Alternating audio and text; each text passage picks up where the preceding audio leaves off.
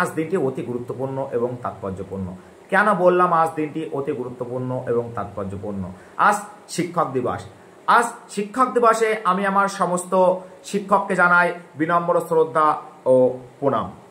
কেন এই দিনটি শিক্ষক দিবস হিসাবে উদযাপিত হয় তার পিছনে একটু গল্প আছে। সালটি 1962 সাল, 5 সেপ্টেম্বর, যখন তিনি ভারতবর্ষের দ্বিতীয় রাষ্ট্রপতি পদে নিযুক্ত হলেন। ওনার প্রিয় ছাত্রছাত্রীরা ওনার কাছে গেলেন ওনার জন্মদিন পালন করার জন্য, কিন্তু উনি বারণ করলেন, বললেন না, আমি একজন শিক্ষক, আমি আজ আমার জন্মদিন পালন করতে পারবো না। যদি দিনটি পালন করতেই হয় তাহলে দিনটি শিক্ষকদের উদ্দেশ্যেই পালিত হোক শিক্ষক দিবস হিসাবে। সেদিন ওনার প্রিয় ছাত্রছাত্রীরা ওই দিনটি শিক্ষক দিবস হিসাবে উদযাপন করেন ওনাদেরই প্রিয় শিক্ষক ডক্টর সর্বপল্লী রাধাকৃষ্ণনের সাথে।